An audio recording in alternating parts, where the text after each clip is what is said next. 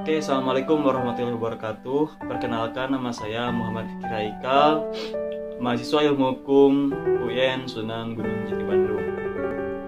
Di sini saya ingin membuatkan tutorial bagaimana caranya membuat surat gugatan untuk memenuhi salah satu tugas mata kuliah saya. Langsung saja kita lihat. Di sini ada surat gugatan sebagai judulnya. Nah, lalu di sini ada tanggal Garut 28 Maret 2020 perihal gugatan wan prestasi.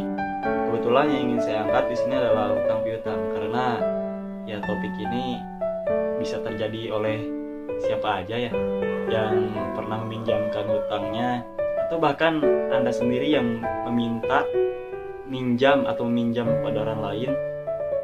Itu bisa saja loh, kalau utangnya gak dibayar itu bisa dituntut kita ke pengadilan negeri. Dengan hormat, kami yang bertanda tangan di bawah ini Muhammad Fikri Haikal. Seperti yang telah kita ketahui atau perlu Anda ketahui bahwa dalam membuat gugatan itu dalam buku Fauzi Yusuf Hasibuan, Praktek Hukum Acara Perdata di Pengadilan Negeri, dijumpai pada pasal 8 RV atau Reglement of the Burgerlijk Recht Foundering. Menurut ketentuannya, pokok gugatan itu harus memuat 3 aspek. Yang pertama, identitas para pihak. Yang dimaksud dengan identitas para pihak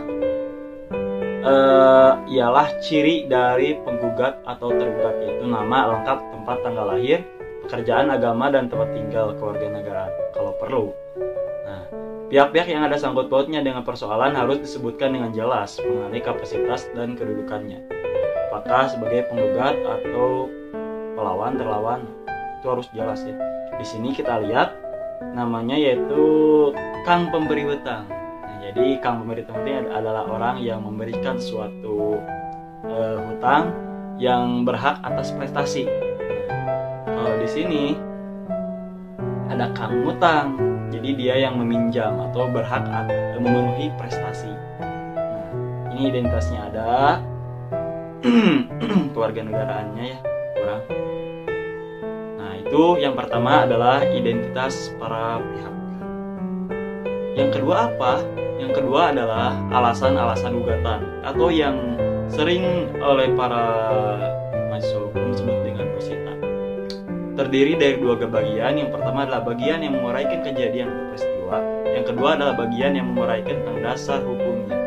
Jadi itu ada 2 tuntutan, ada 2 yang harus dicantumkan dalam posita. Yang ketiga ada tuntutan. Benar-benar kita lihat dulu.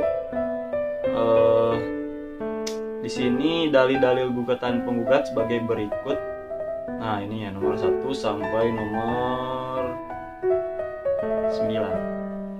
Ini berisi hal yang tadi ya, yaitu terkait dengan bagian yang menguraikan kejadian atau peristiwanya dan bagian yang menguraikan tentang dasar hukumnya. Terus yang ketiga ada tuntutan atau petitum.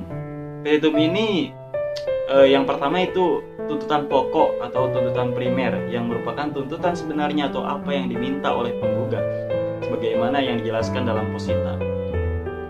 Jadi kita lihat kalimatnya ya, atau yang sering kita sebut sebagai tuntutan primer.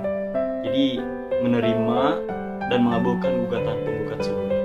Yang kedua, menghukum tergugat untuk membayar uang paksa sebesar 100.000 setiap harinya apabila tergugat lalai menjalankan isi putusan. Ya, selanjutnya ada tuntutan subsidiar atau tuntutan pengganti. Tuntutan ini diajukan dalam rangka mengantisipasi apabila tuntutan pokok dan tambahan tidak diterima oleh hakim. Biasanya tuntutan ini berbunyi ex aequo et bono, yang artinya hakim mengadili menurut keadilan yang benar dan memohon putusan seadil-adilnya. Jadi surat gugatan dapat dibuat dengan ketentuan sebagaimana dijelaskan yang tadi kan. Kita lihat ya di sini subsidiarnya bila hakim berpendapat lain Mohon putusan seadil-adilnya.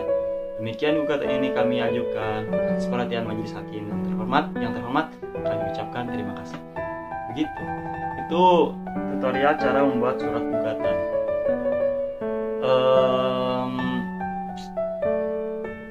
Mengenai dasar hukumnya yang tadi dan cara-caranya juga udah dijelaskan. Mungkin cukup sekian dari saya. Terima kasih atas segala perhatiannya. Mohon maaf atas segala kekurangan dan kehilafannya. Wassalamualaikum warahmatullahi wabarakatuh.